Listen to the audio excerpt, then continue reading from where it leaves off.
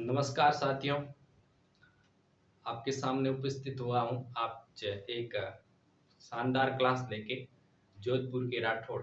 और इसमें अपन पढ़ेंगे राव जोधा। राव जोधा और इससे पहले राव सिया से लेके राव चूंडा तक की अपन इतिहास पिछली क्लास में पढ़ चुके हैं। और थोड़ा इस क्लास को मैं पिछली क्लास से अटैच कर दूं। शुरू करता हूं कि हंसाबाई हंसाबाई की कहानी। रावचूड़ा की पुत्री हंसाबाई, जिनका विवाह रावचूड़ा मेवाड़ के राणा लाखा से करवा देते। और उस समय ओलुंदे के रूप में जब रणवल व मेवाड़ जाते, और तब वहां पे राणा कुंभा और रणमल के बनती नहीं है। फिर वो रणमल की वहां मेवाड़ में हत्या करवा देते हैं।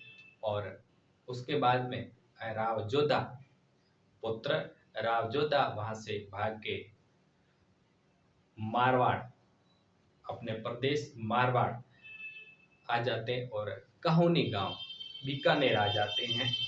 और कहोनी गांव बीकानेर से अपने शासन का संचालन करते हैं। और फिर ये आगे राजस्थान के लोक देवता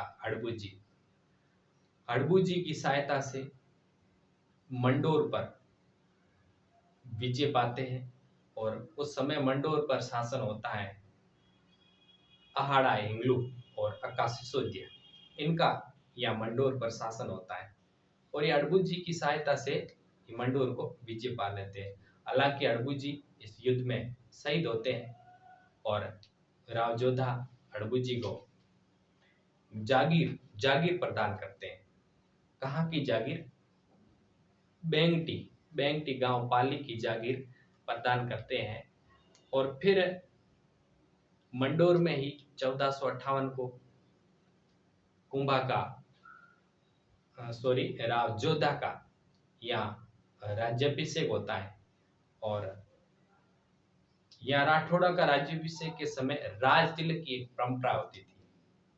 और ये परंपरा किसके द्वारा निभाई जाती थी? बगड़ी गांव के ठाकुरों के द्वारा ये परंपरा निभाई जाती थी। इसका मतलब राज्याभिषेक के समय राजाओं का राज तिलक किया जाता था। तो इनके समय, राव जोधा के समय, इनका राज तिलक अखेराज के द्वारा किया गया। और फिर ये आगे चलकर सरदार सिंह के समय ये जो इनकी राज तिलक की ये जो प्रथा थी, ये समाप्त हो गई यहाँ से। और उसके बाद में एक राव जोधा और कुंभा के मध्य एक संधि होती है। और ये संधि कहलाती है आवल बावल की संधि। और इस आवल बावल ये संधि 1453 को हुई थी। और 1453 को हुई इस संधि का जो केंद्र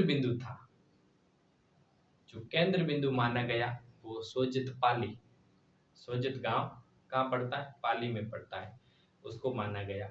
और ये संधि हंसाबाई की मध्यस्थता से हुई।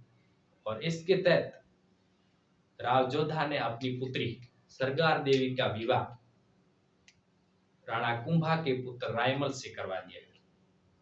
और फिर आगे ये जोधपुर और मेहरानगढ़ की नींव रखते हैं, जोधपुर की स्थापना करते हैं और स्थापत्य कला का विस्तार करते हैं। चलिए आइए पढ़ते हैं। राव जोधा का कार्यकाल यदि माना जाए तो 1438 से 1489 तक चलता है। 89 ये। और पिता का नाम रणमल।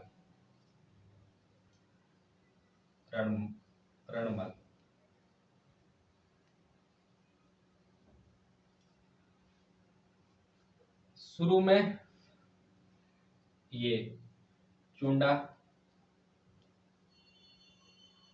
हंसाबाई, चुंडा हंसाबाई का विवाह करवा देते हैं राणा लाखा से, राणा लाखा से, राणा लाखा से, राणा लाखा से।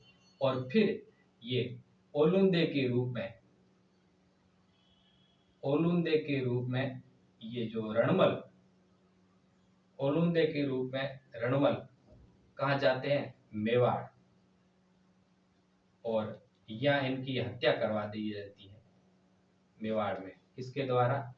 कुंभा के द्वारा। कुंभा के द्वारा इनकी हत्या करवा दी जाती है।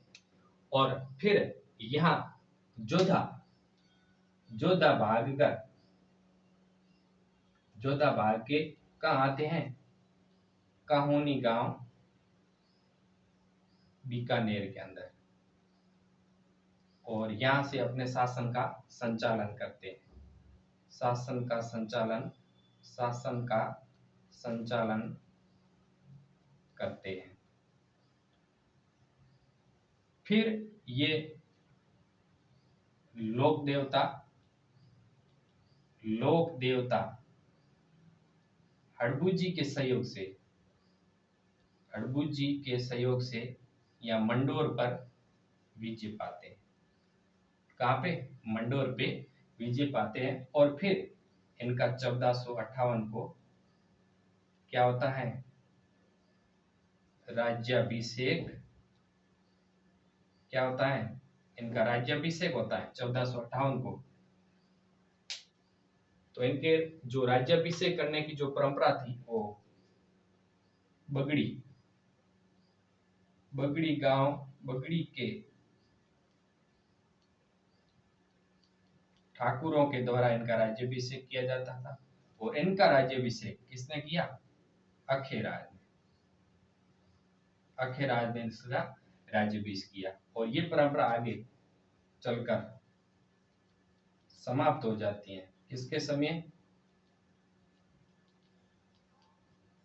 सरदार सिंह के समय। सरदार सिंह के समय ये परंपरा समाप्त हो जाती है। फिर ये एक संधि होती है जिस संधि का नाम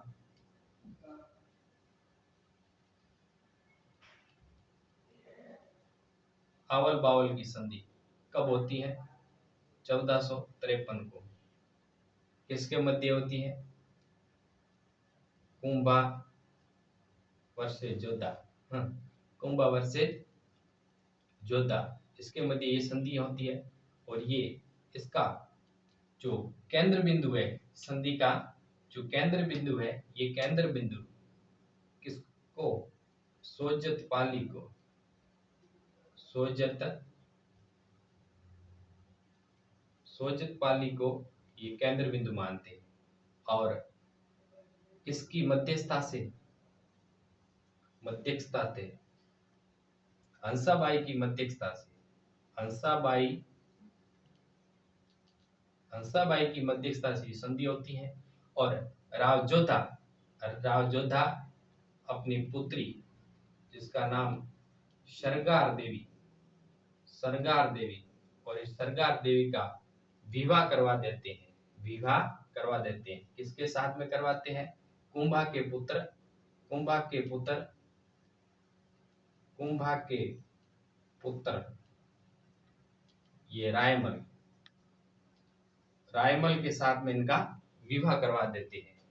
और फिर ये अपने 1459, 12 मई, 12 मई को ये जोधपुर की स्थापना करते हैं। जोधपुर नगर बसाते हैं। जोधपुर की स्थापना, जोधपुर की स्थापना करते हैं, जोधपुर नगर बसाते हैं। और उसके बाद में 12 मई को, 12 मई 1459 को मेहरानगढ़ दुर्ग की नींव रखी जाती है। मेहरानगढ़, मेहरानगढ़ दुर्ग की नींव रखी जाती है। मेहरानगढ़ दुर्ग की नींव रखी जाती है। और उसके बाद में मेहरानगढ़ की दुर्ग की नींव रखते हैं, और ये नींव माना जाता है कि करणी माता के द्वारा रखी गई। करणी माता के द्वारा ये नींव रखी गई, मेहरानगढ़ दुर्ग की नींव रखी गई थी। और इसके समय रावचूड़ा के समय लागू की हुई सामंत प्रथा, और सामंत प्रथा का सर्वाधिक विस्तार हुआ था इनके समय। सामंत प्रथा, जागीर प्रथा, सामंत प्रथा का सर्वाधिक विकास हुआ, सर्वाधिक विकास हुआ। और इनको जोधपुर के राठौड़ राजवंश के, जोधपुर के राठौड़ राजवंश के, जोधपुर के राठौर राजवंश के वास्तविक संस्थापक मानते। क्या मानते हैं? वास्तविक संस्थापक मानते हैं इनको। और उसके बाद में स्थापत्य कला की बात करें तो इनकी माता ने एक कोडमदेश्वर तालाब का निर्माण कराया, कोडमदेश्वर तालाब बनवाया। और इसकी रानी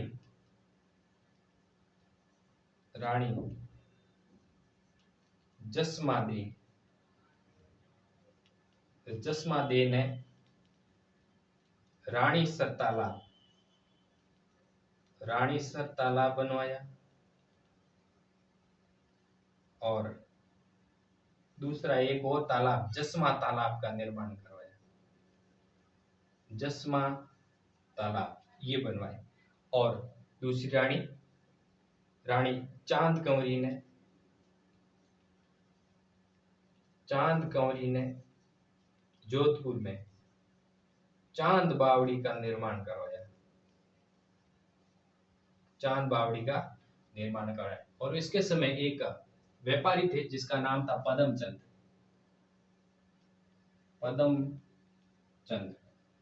ने पदमसर तालाब का निर्माण करवाया, पदमसर तालाब का निर्माण करवाया।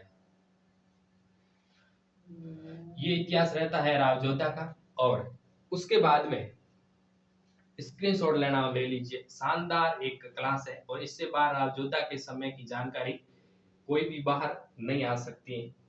तो फिर आगे ये रहता है रावजोधा का इतिहास। और आगे अपन पढ़ते हैं रावजोधा के बाद, मिटा दो इनको। रावजोधा के बाद आते हैं इनके राव सातल देव। और उसके बाद में आते हैं सूजा।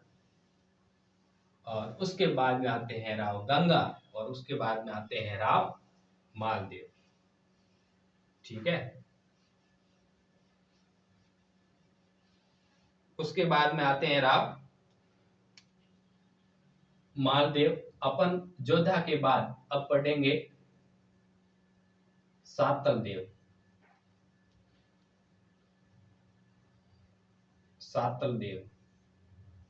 सातल देव का इतिहास 1499 से 1492 तक माना जाता है, 1492 तक। इसके बारे में एक कहानी जुड़ी हुई है कि अजमेर के हाकिम मल्लू खां उसका एक सेनापति था जिसका नाम था गुडला खां। गुडला खान ने जोधपुर के अंदर तीज का व्रत कर रही 140 तीजड़ियों का क्या किया? अपहरण कर लिया। और फिर इन्होंने गुडला खां का वध किया, उसका सिर काट के तीजड़ियों को दे दिया। और उसके बाद में राव सातल देव ने एक कोसाणा के युद्ध होता है जिसके अंदर गुडला खां को मार गिराते हैं। हालांकि इसके अंदर खुद राव सातल देव भी शहीद हो जाते हैं और तीजड़ियों का व्रत कर रही अ, औरतों को छुड़ाया था और उसके बाद में गुडला खां का वध हुआ। तो इसके समय सबसे पहले ये जानकारी मिलती है कि अजमेर के हाकिम अजमेर के हाकिम अजमेर के हाकिम मलूक खां अजमेर के हाकिम मलूक खां इस मलूक खां का सेनापति मलूक खां के सेनापति होते हैं गुडला खां। और ये गुडला खां क्या करते हैं, जोधपुर के अंदर पीपाड़ एक गांव पड़ता है,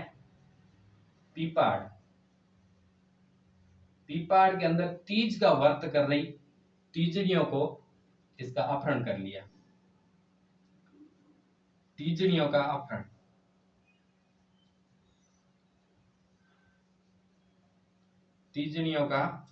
कर लिया। तीजड़ियों का अपहरण कर लिया और उसके बाद में एक युद्ध होता है जिस युद्ध का नाम है कोसाणा का युद्ध। कोसाणा का युद्ध। और इस कोसाणा का युद्ध ये हुआ था 15 मई 1492 को। और इस युद्ध के अंदर गुडला खां का क्या करते हैं, गुडला खां का सिर काट कर तीजड़ियों को दे देते हैं और वहां से तीजड़ियों को मुक्त करवा देते हैं। और हालांकि इसमें सातल देव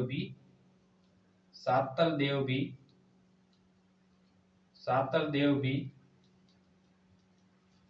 इसमें शहीद हुए थे, ये जानकारी मिलती है।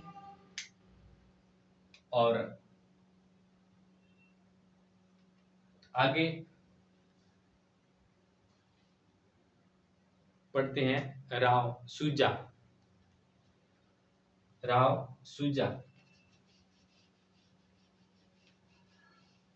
ये राव जोधा के भाई होते हैं। सातल, सूजा, जोधा और बीका, ये 4 भाई होते हैं। और बीका तो वहां से चलकर बीकानेर की स्थापना करवा देते हैं 1488 को। और फिर अब राव सातल देव के बाद में अब पढ़ेंगे राव सूजा। क्या पढ़ेंगे, राव सूजा। ये इसका कार्यकाल 1492 से 1515 तक रहता है। 1515 तक रहता है। सूजा के समय खास जानकारी कुछ नहीं मिलती है। इसके समय भाई, इनके सगे भाई बीका ने यहाँ पर क्या किया, आक्रमण किया।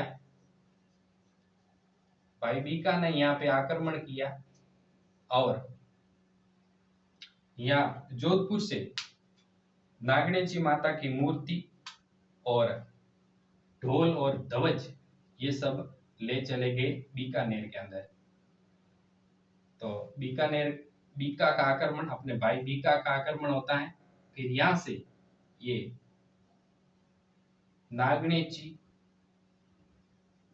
नागणेची माता की मूर्ति, एक ढोल और एक यहाँ की ध्वजा, ये यहाँ से लेके चले जाते हैं बीकानेर। ये जानकारी मिलती है सातल सूजा जोधा के बारे में। और उसके बाद में अपन बात करते हैं राव गंगा की। तो राव गंगा को अपन अगली क्लास के अंदर पढ़ेंगे, गंगा और मालदेव अगली क्लास में पढ़ेंगे। जय हिंद, जय भारत। और एक रिक्वेस्ट आपसे ये रहेगी कि मेरी ये क्लास आप शेयर करना और चैनल को सब्सक्राइब करना और लाइक करना ना भूलें। मैं आपके लिए इतनी अच्छी क्लास दे के आ रहा हूँ तो आप मेरा ये एक सहयोग करें और ये सहयोग मेरे लिए बहुत बड़ा सहयोग हो सकता है। ठीक है? धन्यवाद।